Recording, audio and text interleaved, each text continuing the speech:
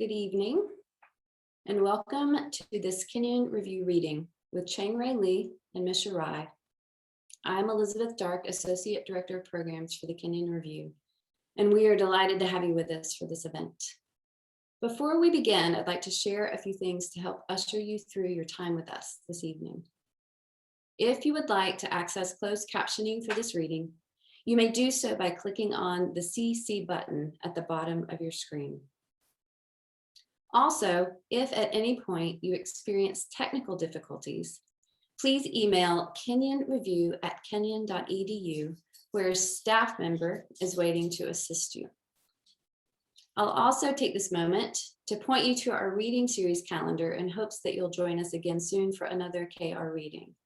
Next week, we will welcome Linda Hogan, and on May 4th, we'll enjoy having Tiana Clark with us.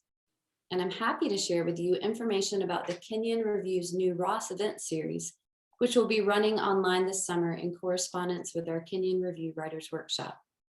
This series will include 22 events consisting of conversations and readings from some of the best living writers today. And this month we're running an early bird rate that you won't want to miss. Follow the link in your chat to view our new and beautiful webpage and learn more about these events. And now, as Misha joins me on the screen, I'll note that our chat will remain open for greetings and positive comments from our audience. But if you have any questions you would like to ask during the Q&A portion of the evening, please submit those using the Q&A button at the bottom of your screen. Feel free to submit these at any time, as we will be collecting them throughout the evening. Kirsten Reach, the Kenyon Review's fiction editor, will join us on screen during this portion of our night. But we will now begin tonight's reading with an introduction to our first reader, Misha Rai, who will be introduced to you by her fellow, Molly Macaulay Brown.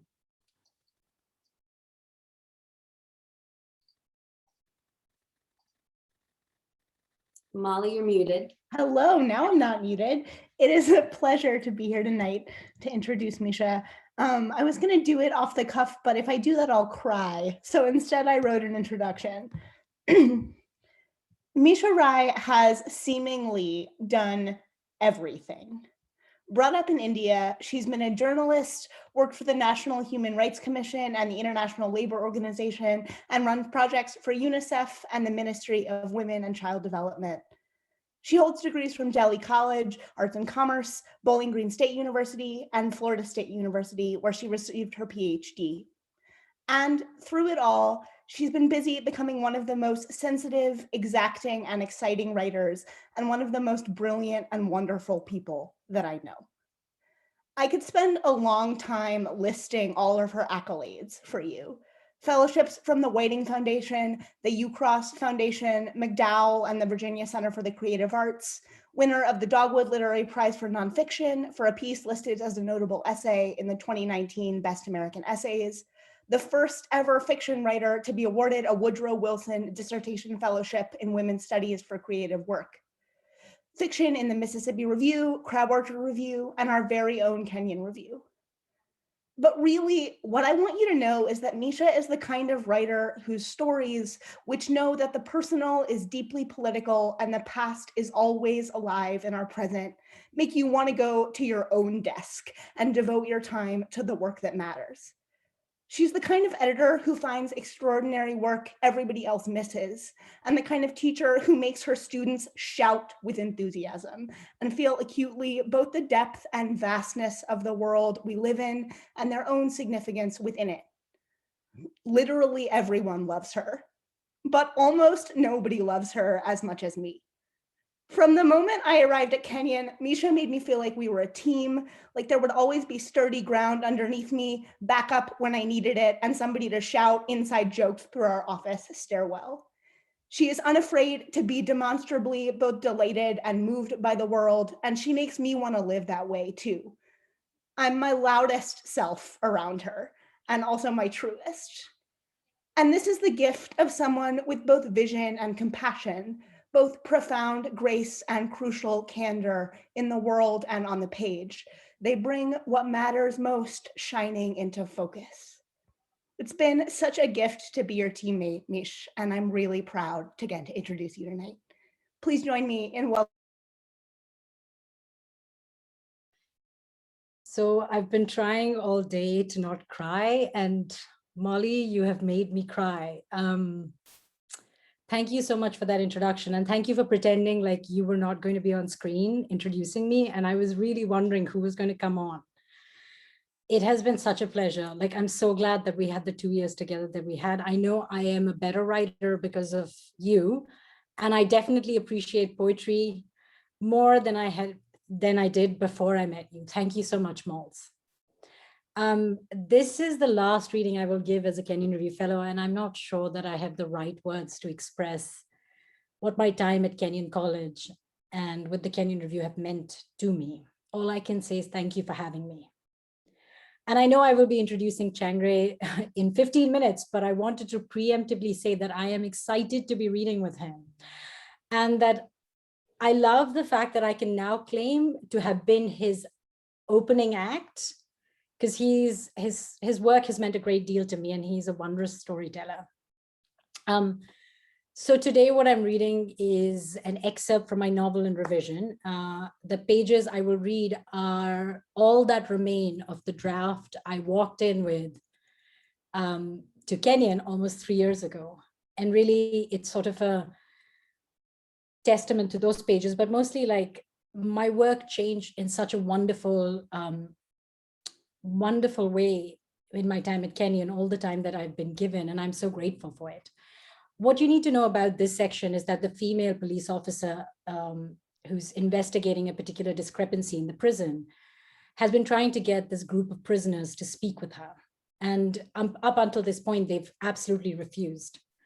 And finally, she manages to get one of the prisoners to talk to her, but instead of answering her questions, he sort of ends up, he embarks on a monologue, and he ends up sort of like building up the legend of these men that have actually existed in history, in South Asian history, actually. So I'm just going to read. Thank you so much for being here.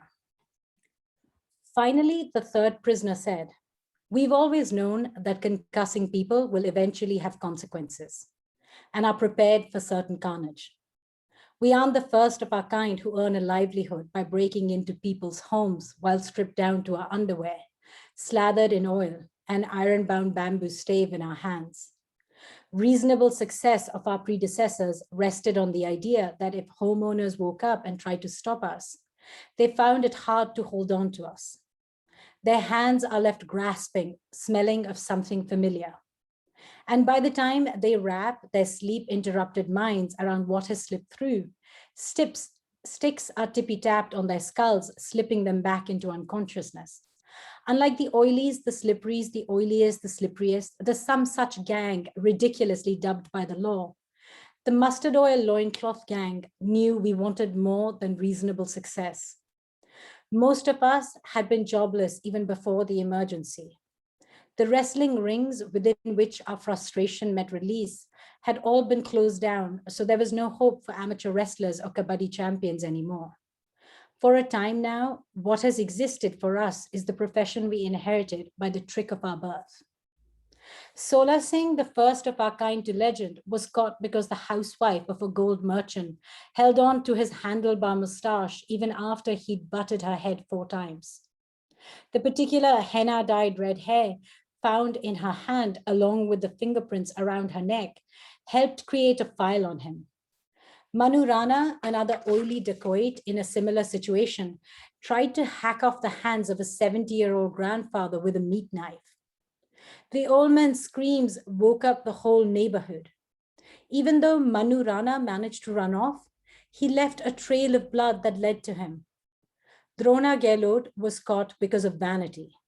The large ringworm-shaped birthmark on his right thigh not only made him self-conscious, it also made him lead robberies wearing long drawstring boxer shorts. And on more than one occasion, fabric from the shorts was found rippling on a protruding doornail. Nagedra Dhada ended up with striated marks on his nether regions while he fought to hold on to his underwear. The Ayurveda doctor who treated him, informed the duty constable. The night watchman of old model town cornered Bhisham Chaudhry, but instead of slipping through their fingers, he let their taunts barb him into a fight he could not win.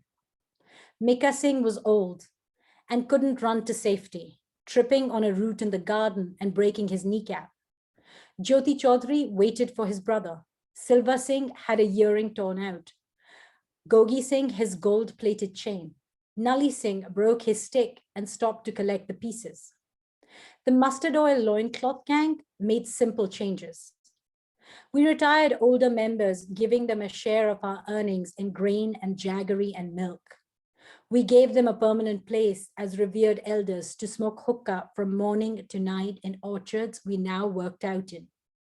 We let them bellyache at us from the way we built muscle on our bodies. We looked for boys and men in whom anger built slowly. We divided ourselves up to hit different houses at the same time, breaking up fathers and sons and brothers from brothers and friends from friends. When we could, we continued to break into our closed wrestling haunts, playing kabaddi to keep our bodies fit. We shaved ourselves from head to toe. We oiled our bodies thoroughly, including our buttocks. We used one type of scented oil for a month at a time. Despite the name we were known by, we never used that particular type of oil ever.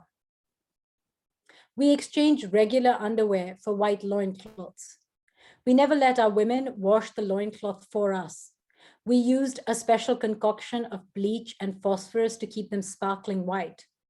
Every few months, we burnt them deep in a farmer's field. We swaddled ourselves like babies, fashioning the loincloth to resemble a compact nappy.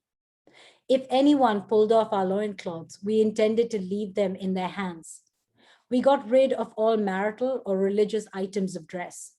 We never carried the same stick twice. When we enter a home, the first order of business is to locate the occupants and give their skulls a single bash. If they wake up during looting, homeowners are often confused. Swimming vision can result in multiple numbers of mid-air nappies. Some of our victims are convinced of being haunted and temporarily lose use of their limbs and control of their bowels. Some mumble around, muddled, giving us enough time to hit them again and if necessary, lock them up. Others who wake up with functioning mental faculties after the initial bash are treated with a harder blow, sometimes a fatal stroke. Both the Galgotias and the Ayers fell into the latter category. The Galgotias had been a last-minute addition to our robbery route. At that time, their house was to be our final bit of dacoity until the town settled back to a more stable rhythm. There were rumors that the emergency was coming to an end. People were manning up to ask questions about missing family members. So many arrested without cause and imprisoned without trial. Faint public murmurs had reached the army and police headquarters from all over. There were rumors of new deployments from amongst Indira Gandhi's peacekeepers to quash any hint of rebellion. If this were true, we knew all activity would soon be suspended. The Iyer house we hit because we forgot the rules by which we survived this long. The ease with which we looted recently made us greedy, and with that came foolishness. The minute it seemed that the rumors had been just that, we made our rounds through town, slipping past patrols. The police had shown little interest in us since the beginning of the emergency. Our kind had been punished before and would be after. Our blood soaked the grounds for a certain kind of justice many times. They believed too that they could come for us whenever they wanted. So for the last 11 months, they went calling on men power and money and muscle had protected in the face of the law. They were cleaning up streets we did not even know existed. The Galgotias were known to have gold and diamonds stashed inside the sewing machines Mrs. Galgotia used to stitch the wedding lehenga for their elder daughter. There were emeralds and rubies too somewhere in the house. Their gardener, before he took his family further north, told his card-playing brothers about the small godown at the back of the garden, full of packaged maize and potatoes and instant milk mixes. We knew where the key to its door hung. Both of them, Husband and wife needed more than one hard blow, and instead of going feeble from internal hemorrhaging, there was brain splatter. Mr. Galgotia, a light sleeper, woke up to the sound of the kitchen window being smashed. He tried to load his father's old service gun, but one of us bulked his skull in. Mrs. Galgotia's body was left half of the bed, her hair sticking thick with blood, her sari riding up her varicose-veined thighs, shit and piss soaking it, running down her legs. We didn't know it at the time, but their younger daughter had disappeared 3 days ago after an unmarked jeep full of men. Some in town whispered, policemen. Others, the name of the son of a minister everyone dreaded, had circled the Galgotia house several times, or that Mr. Galgotia created a scene in front of the old constabulary. Since the start of the emergency, no one could get FaceTime with any officer, even with men one had shared pegs of whiskey with the night before. And when the accountability rumors began, they were too busy preparing to transfer out of their postings. Mr. Galgotia went to ask for help anyway. The duty constable first showed Mr. Galgotia the ledger of all the people who went missing at the start of the emergency. We knew some of these people, 3 shy of 100. He then opened another ledger with the names of the few people who had been found. After that, he opened a book devoted to the conditions they were found in. We knew of this book. Inked in blue at the end of each description were the initials of the police doctor. We were familiar with those conditions, those descriptions. The duty constable tapped his index finger after each entry, leading Mr. Galgotia's eyes down that column. He then took out a missing persons form and placed it on the desk between them. We didn't fill out that form either. For some minutes, Mr. Galgotia looked at the great number of lists stacked on the bulletin board to the right of the duty constable's head, so he wouldn't have to look the man fully in the face. We had looked at that bulletin board too. We had let our eyes move quickly over scratched words. Freedom is in peril. Defend it with all your might. Public works, the government set straight, finished work on, and was still working on since the beginning of the emergency, had the largest typeset. It would be a year before damage to the old banyan trees could be evaluated, new trees planted, and the nearly 8 feet deep trenches dug up along the Grand Trunk Road during construction to widen it filled back up. Over the years, this stretch of land outside town had been the place to abandon broken or stolen cars, motorcycles, scooters, all rammed within the trees and into any untillable fields beyond. Their removal was also on the lists. Unlike us, Mr. Galgotia spent the rest of the morning and afternoon spitting on the outer walls of the constabulary, sometimes taking a break to shout what he read on the bulletin boards. Discipline makes a great nation. Talk less, work more. Propaganda, he screamed much later. You take our children from us and build us new morgues to find them in. Until his wife dragged him home. We, on the other hand, months ago had waited until it got darker and then went straight to the trenches and began to dig holes under semi-uprooted trees. This would be our halfway resting place for when we had to walk or run from the old town to the new and then back again. We planned to leave our stolen goods there. We did not know it at the time, but in a few weeks, it would become the last home many amongst us would know. When they were found the day after their murder, everyone assumed it was the police who paid the Galgotias a visit, and that they made the murder look like the work of dacoits. The morning after that, the constabulary woke up to find their outer walls embedded with hundreds of holes. The perceived deception the townspeople believed the police employed after they took the Galgotia girl broke them in a way nothing else had. They were used to being openly trampled upon, but this new intimidation, secret and personal, scared and surprised them into action. Then today, mugshots of white loincloth paper the town. The photographs are printed on trademark cheap paper used by the police photographer.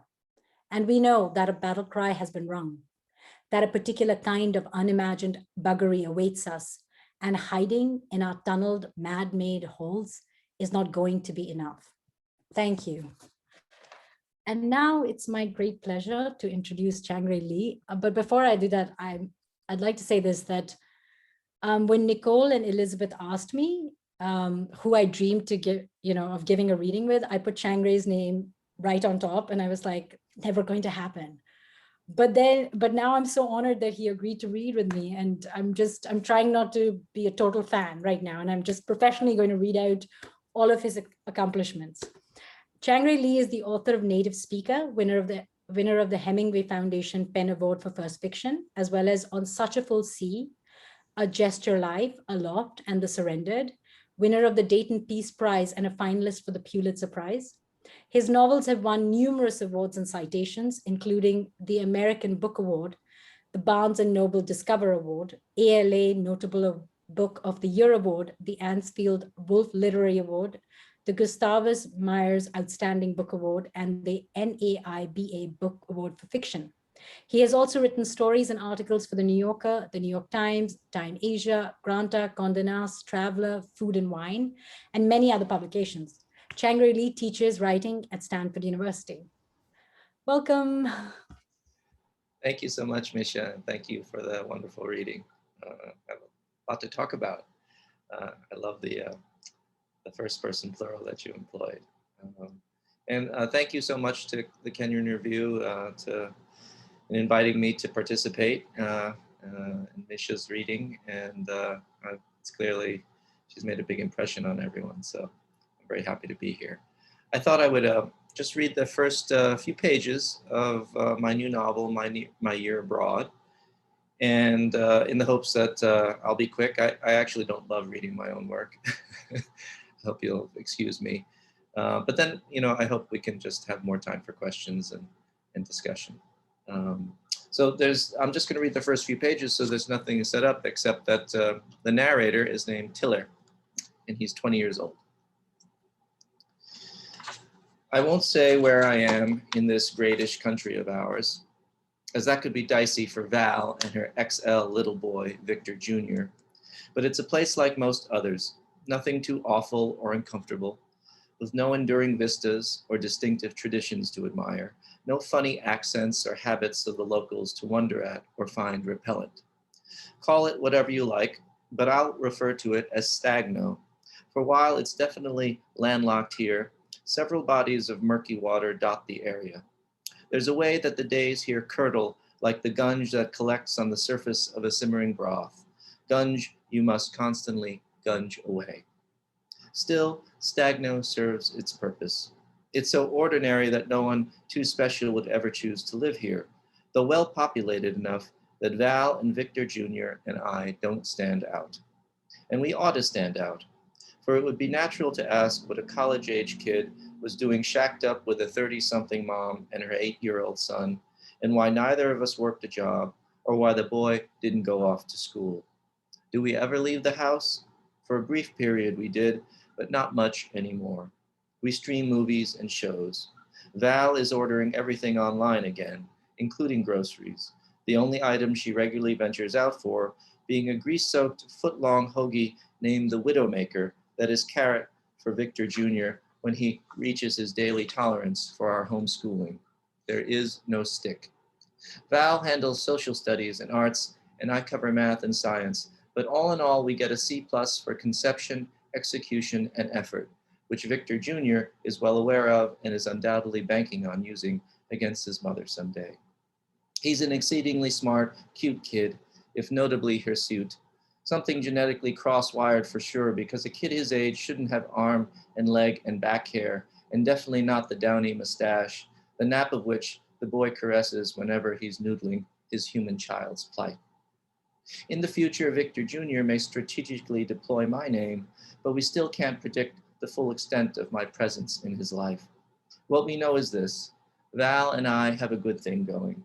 We try to see our roles as, we try to see our roles as limited in scope and intensity.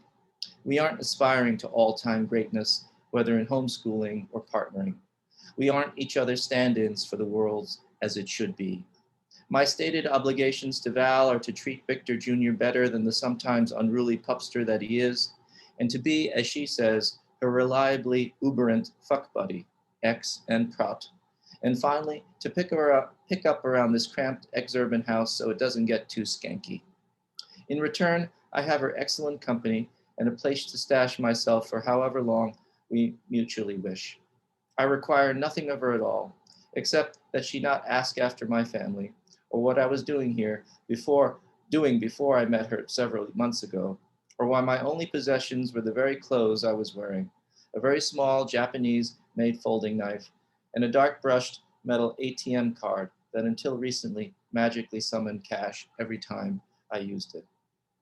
I know something about Val because she basically told me her recent life story right after we met in the food court of the Hong Kong International Airport. She was ahead of me in line with Victor Jr., who was, as usual, gaming on his handheld, and found that her credit cards weren't working and she had no cash. When the boy heard this, he immediately started wailing about the depth of his hunger, which I have come to know as bottomless. My impulse was to jam a duty-free baton of Toblerone between his oddly super tiny teeth. But Val, even with her laughing, narrow eyes, the kind certain Asian girls can have, with that wonderful hint of an upward lilt and dark sparkle when they gaze at you that says in a most generous way, really? Looked like she wanted to don a crown of thorns and climb atop a Viking pyre. So without a beat, I paid for their food and was heading off with my own steamer basket of xiaolongbao when she asked if she could meet my parents to say what a gallant young man I was. She actually used the word gallant. When I told her I was solo, she hooked my elbow and plunked us down at a table. While her son destroyed his mound of hot and dry Wuhan noodles, Val began telling me she was kind of solo too, not counting Victor Jr., and then casually mentioned how her husband Victor Sr. was disappeared and probably dead. Maybe because I was freshly adrift myself, smashed to raw bits by circumstances too peculiar to recount, I matched her nonchalance and asked if he was in a kinder place.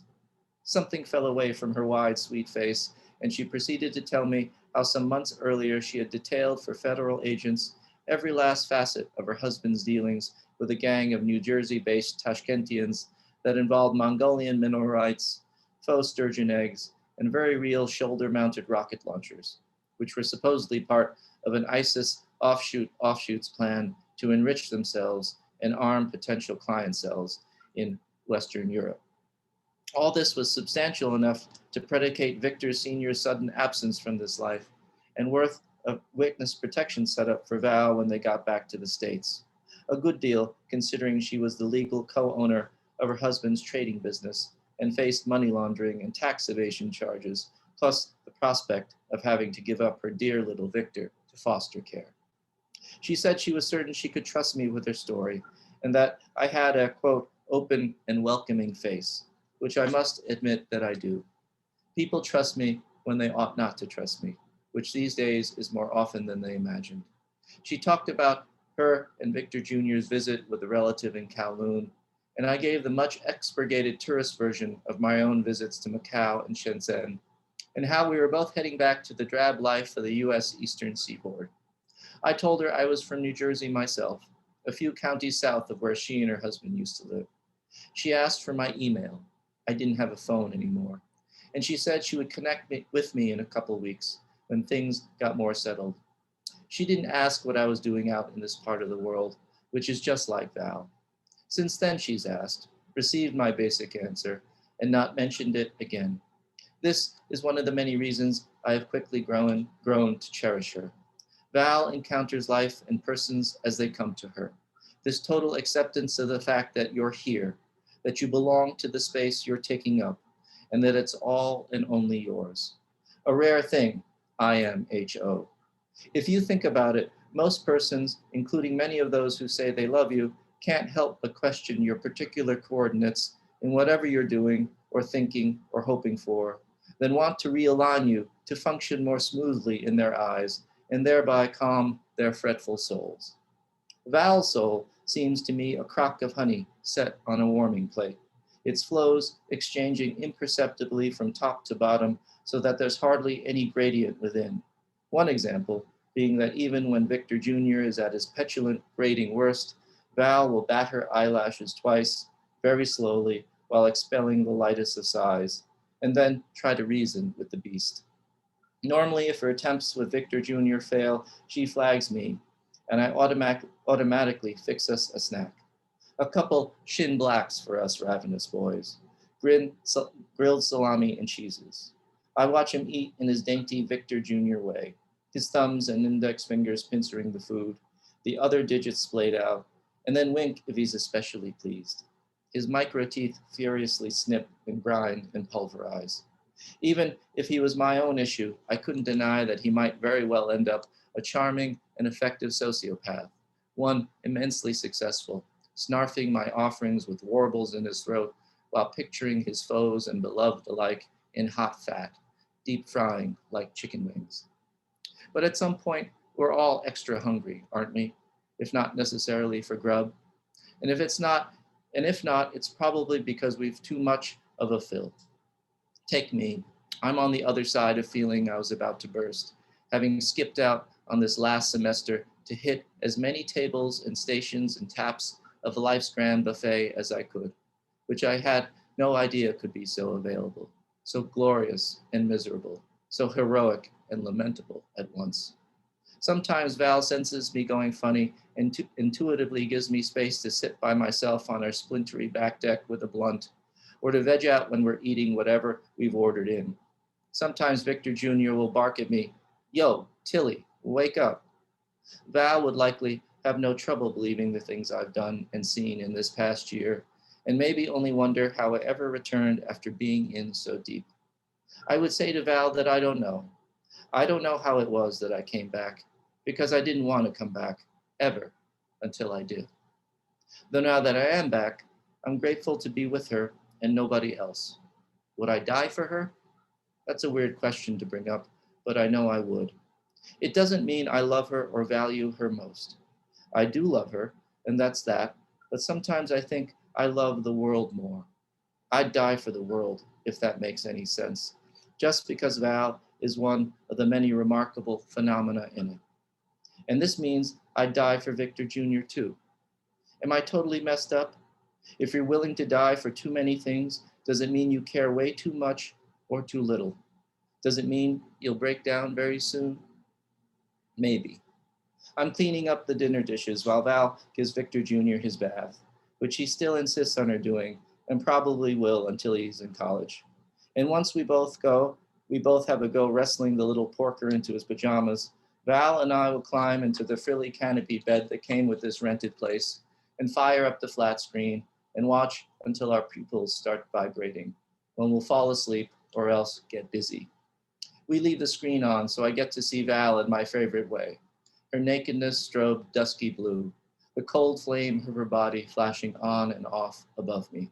She's always ready, if you know what I mean, which she tells me is not always the case for women at her older young age. Sure, she's got a lot of years on me, and probably before this last year, I might have gagged on noticing any dustings of gray in the hair of a woman I was getting with, but then I would have caused Val to swallow back the bile too, for how painfully unfledged I was. My twee, neat ghoulies. If they're no fatter now, at least they've got an educated hang, like the bags under old soldiers' eyes, each draped an unsung but unforgettable campaign. Val got this right about me, right there in the airport food court. She somehow understood I've been away on a harrowing journey and that I should receive some sheltering for a while. Sometimes the plush tide of her hair on my belly, my chest, my face feels so good. Tears come to my eyes and she'll rub her eyes with the wetness. Our lashes interlace. Our noses rumba and slide. And we taste the salt from ourselves, which is the tastiest salt there is. I'll just stop there. Thank you. Thank you, Chang-rae. And thank you, Misha, for sharing such compelling passages from your work. Misha will now be joining us on screen, as is Kirsten Reach, the Kenyon Review's fiction editor. Kirsten is going to join me in asking questions of Chang-rae and Misha. And I will remind you all in the audience that if you have a question, you can submit it using the Q&A button at the bottom of the screen.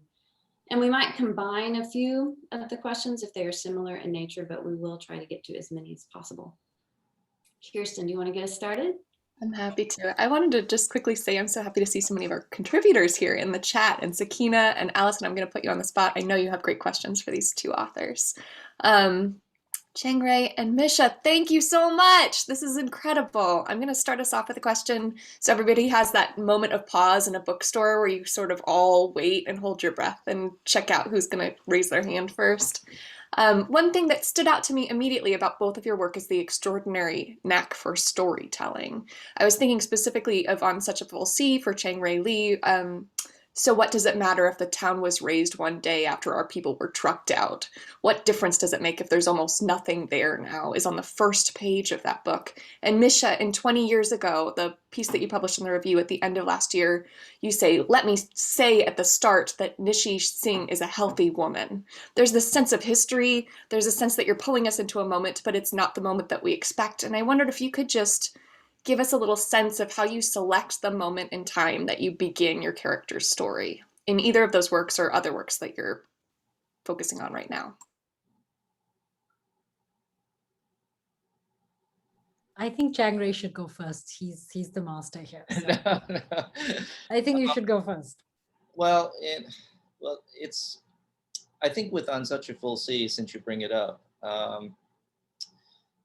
I guess I'm always looking for the moment at which there seems to be a psychic pause in the fabric and timeline of the story, and in a moment where maybe not the first reckoning, but maybe the second or third reckoning by whoever's telling the story, or the consciousness that's telling the story.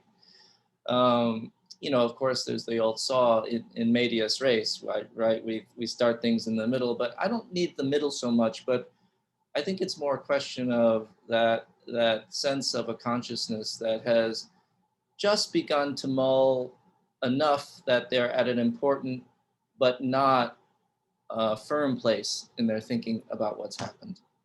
Because I think if they're too firm in what's happened, I think it slows down, it gives a sense, it maybe takes away a sense of that propulsion that you still need, that sense of discovery and exploration that the psyche still must go through. And I think that's really important in any story, but particularly a novel, because novels are so big and you never want to, even though short stories should, they're of course shorter, but even in a novel, I don't think you ever want to feel as if you're in an eddy, especially in a big book. I think you always want to feel as if there's something insistent psychically. Now that will be expressed and embodied in characterization and action and all that, but the most important thing is that it's tied to something psychic, that is at a moment of tension, as a moment of friction. And what for me that means is it's moving. So however that feels, and sometimes of course that can be just expressed in language too. I'm gonna sort of steal everything Chang-rae just said, but I mean, I agree. I 100% agree for that story specifically, and for anything that I write, I've begun to realize I like it when my narrators seem sure, but they're actually not sure. The more that they say that they're sure about something, they're actually not sure, and then it allows this propulsion to take place in the writing. And with that story specifically, I had a peripheral narrator who was like sort of working out her own issues, and you get bits of it in the story, but she's telling someone else's. Somebody told me this interesting thing that, when we write about our family, we're writing about ourselves. And I thought that's such a smart way to do it. And so when she's writing about her aunt who's considered not healthy and who might have killed her uncle, she's actually writing about herself. She's been sick and her mother died. And so there's all of that going on. But I think there's friction, there's tension, and that sort of propulsion comes from that moment where this person's sure, but as the narrative goes on, you realize they're not sure. They're making a guess. All of human life seems to be a guess. I have a question from the audience for you two. It comes from Allison. First, she says, thank you both so much for the reading. It was excellent. I was really struck how both of you have such a developed character voice in the parts you read. Can you speak about how you crafted this, or if it has changed over the course of writing? Why don't you go ahead, Misha? Well, I was going to say, like, first, thank you so much for that question, Alison. And I think voice is really important for me. I always begin with voice. Like, if I can get the voice of something down, then I know the story that I'm telling. For the novel specifically in this section, I think I worked on this chapter for like 3 months, and it was like a long time. And I had to craft the voice. It had to be, the bits that you're reading are less poetic, but like it had to be poetic, because these men had been incarcerated for almost 20 years and they had nothing but each other to talk to. And in India, like we use this royal we as a way of talking. And we speak not only in Hindi, but also in Urdu. And Urdu is just a refined form of Hindi, and that's more poetic, and that's the language of poets, but even the common person speaks it. And I wanted to give these men a sense of suspension, like disbelief that they exist, but also like that they have managed to survive in this prison and all of that. So like for voice, it took me a long time to craft it, but voice is always the thing that I begin with, and it takes me the longest. I think Zadie Smith said this, that once she gets the first chapter right, she can write the rest, and she takes the most time on that first chapter. And for me, it's the voice. Once I get the voice right, I can write everything. So it took a long time to craft that voice. Yeah, for me, the passage I just read, I probably wrote 3 or 4 test versions of that, and probably with just the same kind of thinking that Misha's talking about, trying to feel my way into, I guess his CV, all the little points in his life and markers, but and of course I know something of what he's concerned about, but for me especially, I agree with Misha completely. I feel as if I don't have a sense of the music of the telling, whether it's third person, first person, then it can't. Then I think all the rest of it just can't happen yet. And so that brings me to a quote that I like from Stanley Elkin. He says, fiction is an opportunity for language to happen, which I really love, because most people think it's the other way, that it's only about storytelling or mostly about storytelling, but again, it's about a certain kind of human possibility, which is of course a possibility of voice and the sort of telling it is, and for this particular narrator, I knew he was, say, a younger guy, 20 years old, but I knew that I would be unsatisfied if it were just a transcript of a typical 20-year-old. So I wanted to have and build in a certain kind of range to his both thinking and expression, and just to give it just more fullness and interest. So I think that's what I was working out. I would say in the first test runs of Tiller's voice, and finding all the kinds of different areas where he was sourcing his knowledge and emotions and just the way he went about describing things. And after about 3 or 4 times, I think I've settled on something, and then I was able to go. Could I push you both to talk about that just a little bit further? I'm going to reframe a question I had for you later, but since we're on the subject, Misha, writing third person plural is really freaking hard. I'm really impressed with you for pulling it off in this novel, and if I wondered if you could speak to some of those challenges. And Chang-rae, I'd like to hear, you were talking about finding the liftoff for that voice, but could you also talk about finessing that voice? How did you find someone in their 20s? Did you run it past students? Did you talk to anyone in their 20s to try to, I don't know, get the way they write on the internet up to date? I always feel like we know that moment in time and it changes so quickly that it's hard to know when the book is coming out if that voice will still feel contemporary. Could you talk a bit about that? Chang-rae, I think you need to go this time. Well, I didn't run it by any 20-year-olds. Being a professor at a college, everyone's 20 all the time. My entire career, everyone's 20 all the time. Everyone stays the same age. And perhaps this is also why I felt more comfortable and confident doing this voice now, is that both of my daughters are in their early 20s. And so I feel like I've been marinated in it, for the last 5-6 years, and getting a sense of, again, where they're drawing their, little bits of language, and what they're interested in, and what they're afraid of. And again, I didn't want to try to make this like, oh, this is a 20-year-old. I mean, that's too boring for me, right? I mean, you have to write a 20-year-old who has a big, wide soul too, and who can appreciate the highs and lows and the darkest parts of existence, even if it's all new to him. And so I think that the liftoff point is when I feel as if he sounds right, but the most important test for me is that I think I understand that his soul is not just a 20-year-old's, that his soul is in fact deeper, wider, as all 20-year-olds are, but maybe they're just not, aware of it yet, or they don't care, but this particular 20-year-old has to be armed with just enough self-consciousness about the reason why he's telling this story, why it just has to emerge from him. Not that he knows all the answers, of course he doesn't, just as Misha said, and he doesn't feel in control, but I felt like he was, at the moment that he was about to tell this story, that his spirit or his soul was ready to do it. And so maybe it wasn't so much about him being 20 at that point. So the second person plural voice, it came out of two things.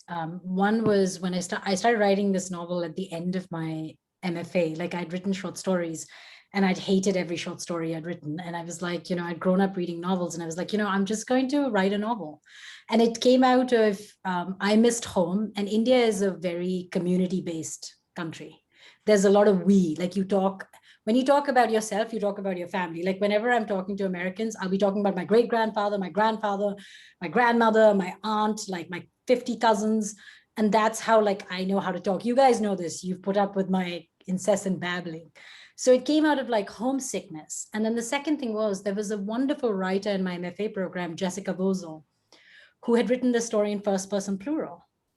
And I read that story and my brain sort of fell out. Like, I looked at that story and I was like, oh my God, like I now know how to write stories about India, like certain stories. And then I read Julie Otsuka's book, her beautiful book, The Buddha in the Attic, which is about the Japanese women coming to America. And that slim volume of a book is poetic and written from the first person plural. And I just fell in love with the second person plural, and I fell in love with that sort of like, no, it's first person plural, first person plural. And I sort of fell in love with that storytelling, that way of storytelling. And I think I'm always trying to write a story from that perspective. But for this particular novel, I wanted these dacoits, these men who had been imprisoned, that have existed in like historically in South Asia. I wanted them to be able to speak only with one voice because they'd spent so much time in incarceration.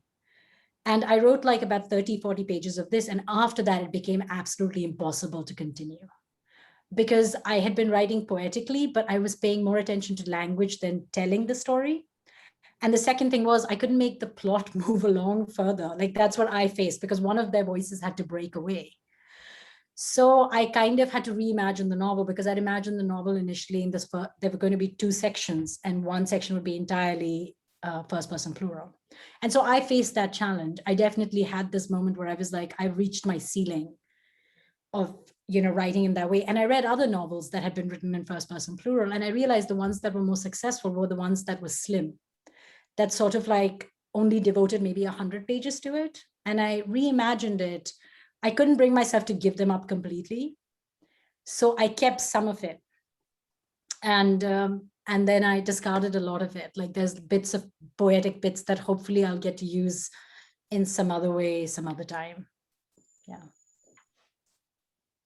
I always want to know, and it's a common question, but you both have chosen writing and you both have chosen prose. And while you both write fiction and nonfiction, you're kind of settled into fiction a good bit. How did you sort of choose that path, that specific path? Well, I when I was in high school, when I started writing, not thinking I'd be a writer, but just enjoying writing and loving it. I started off in poetry. I was the poetry editor of my high school poetry magazine, and was really into it. And I still love poetry and read poetry all the time. It's just, but then just naturally I started to write stories, and then the more I thought about poetry, the more I thought, oh gosh, I'm so afraid of writing bad poetry because I love poetry so much. And I thought, oh, maybe fiction writing is kind of easier than writing really great poetry. And so I just kind of fell into it, and and actually was a little bit frustrated with short fiction because maybe because of who I am, how I grew up, being an immigrant, I found, given all the short fiction I was reading, in class, and, I just realized that there's so much that is just assumed in a lot of those mainstream stories about the context and background of these people. Whereas in my short stories, I always had to explain everything because I would, have a scene and I felt as if no one could understand those scenes if I didn't just flesh them out a little bit more, give people a little bit more history, because they just weren't characters that I had read before. And so that's what pushed me to just, right now, I don't write short fiction. I just write long form fiction. And the only short stuff that I write is more memoir based stuff about my family. For me, I think it was, I was just rubbish at school. The only thing I was really good at was like reading books and like sort of making up stuff. And even though my English grades were always like in the middle, I'd always get a piece in the literary magazine. And it was always better when I had like outrageously made shit up. Like, so I'd take something that I knew of and just like kept adding to it. And that's what it's about. Even like, I love it when people say even nonfiction is sort of a fiction, like you're trying to do that. And I have to always watch myself when I write nonfiction. I always go back, and I know that my brother probably has a different, take on it, and my dad has, but I try to like talk to different people and find out what's in the middle and then sort of write about it. Otherwise my instinct is like, but what if this happened, kind of. And that's why I worked as a journalist and I failed at it, because I was like, let's make some stuff up. And I was like, nope, gonna get fired.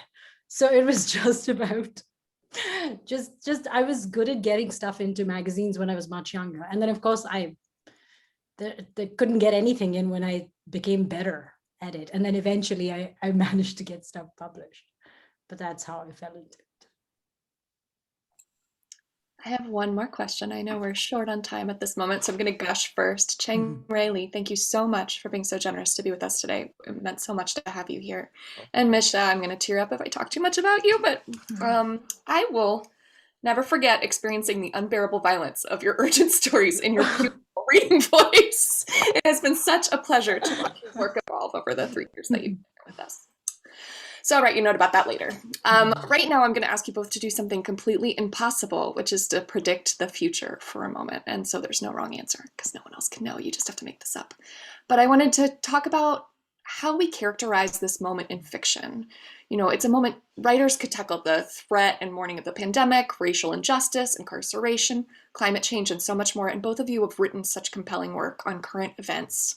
I wondered if you're starting to see anything from friends or students that indicates what's percolating right now and what's coming up. Or alternatively, if that's too hard a question, are you reading anything or have you read anything recently? You don't have to like it, but have you read any writers who are doing something that you've never seen before, and who are they? Those might be too hard questions. I'll give you just a second to think through.